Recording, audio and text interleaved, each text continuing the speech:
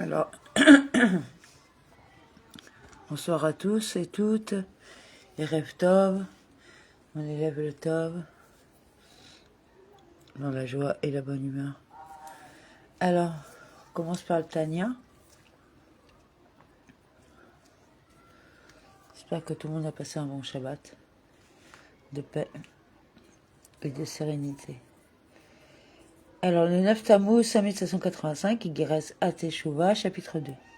En quoi consiste la Teshuvah? En l'abandon de la faute, la ferme résolution de ne plus la reproduire.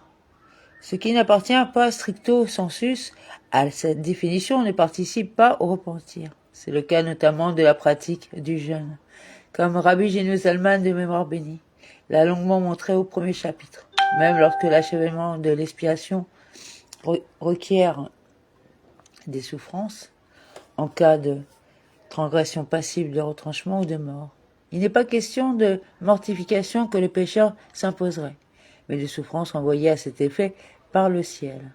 À aucun moment, donc, le jeûne n'est requis.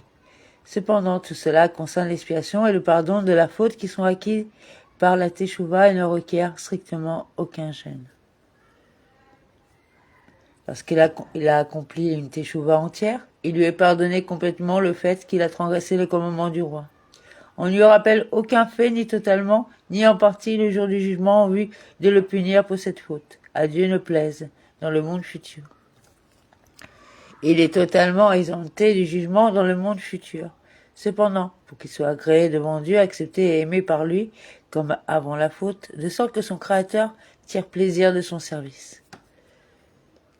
Il aurait fallu apporter un sacrifice holocauste Ola, même pour l'inexécution d'un commandement positif de moindre gravité, qui n'implique pas la peine de retranchement et la mort par le tribunal. Conformément à l'interprétation que nos sages dans Torah Kohanim ont donnée sur le verset, et il lui sera agréé.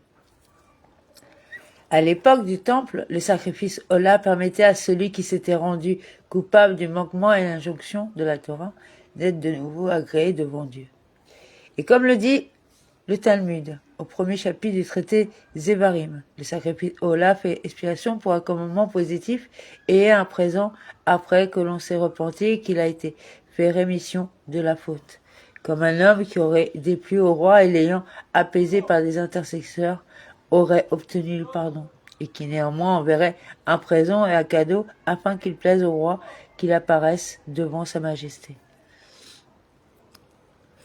De même, le sacrifice Ola était un présent fait à Dieu, après le repentir et le pardon de la faute, afin de trouver faveur à ses yeux et d'être rétabli dans la même relation d'amour avec lui.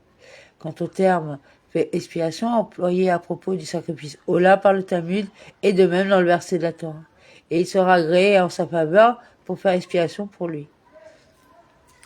Il n'est pas question de l'expiation de l'âme pour sa faute, expiation qui résulte de la Teshuvah, mais de faire expiation devant Dieu, de manière à ce que son Créateur tire satisfaction de lui, c'est-à-dire que la faute ne laisse plus aucune empreinte et qu'il soit accueilli toujours aussi favorablement.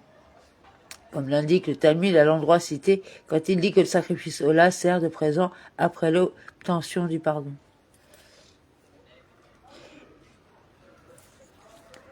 Et comme il est dit, il sera parfait pour être agréé. Et maintenant, alors que nous avons plus de sacrifices pour trouver la faveur de Dieu, le jeûne est en lieu et place du sacrifice. Comme le dit le Talmud, telle est la requête formulée par celui qui jeûne. Que ma perte de graisse et de sang par le jeûne soit comme si j'avais offert devant toi un sacrifice sur l'autel. L'objet du jeûne est donc précisément d'obtenir à nouveau la faveur divine comme dans le cas d'un sacrifice.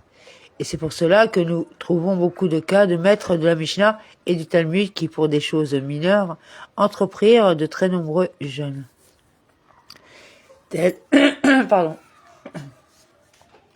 Tel Rabbi Elazar ben Azaria de Mémoire bénie qui autorisait qu'une vache sorte avec une lanière entre les cornes le Shabbat alors que les sages l'interdisaient.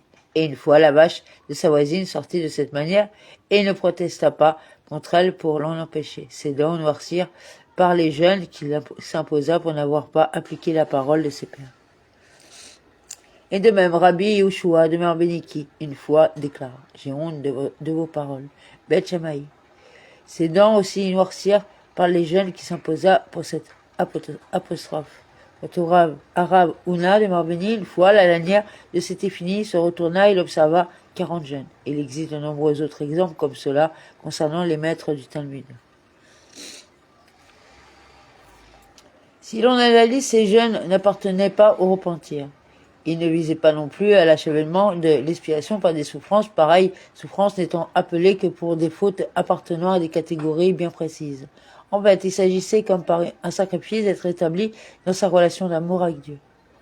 D'après ce principe qui justifie le jeûne même lorsque l'achèvement de l'expiation par les souffrances n'est pas requis, pour la raison que le jeûne se substitue à un sacrifice. Le Harizal enseigna à ses disciples suivant les principes de la Kabbale, littéralement suivant la sagesse de vérité. Le nombre de jeûnes à observer pour divers péchés et fautes, quoiqu'il n'y ait aucune peine dont la gravité aurait appelé l'achèvement de l'expiation par des souffrances, ni retranchement, ni mort par la main du ciel. Comme par exemple pour la colère, 151 jeûnes, etc. Et même pour la transgression d'un interdit rabbinique comme le fait de boire le vin des gentils, Stam, Yenam. On observera 73 jeûnes, etc. Et de même, pour le manquement à un commandement positif d'ordre rabbinique comme la prière, on observera 61 jeûnes, etc. En règle générale, le jeûne est une aide mystique extraordinaire pour le dévoilement de la volonté suprême, comme le sacrifice dont il est dit, une odeur agréable à Dieu. Et ainsi qu'il est dit dans Isaïe, est-ce cela de ce que tu appelles un jeûne, un jour propice pour Dieu? Il en découle qu'un jeûne agréé est effectivement un jour propice. Amen.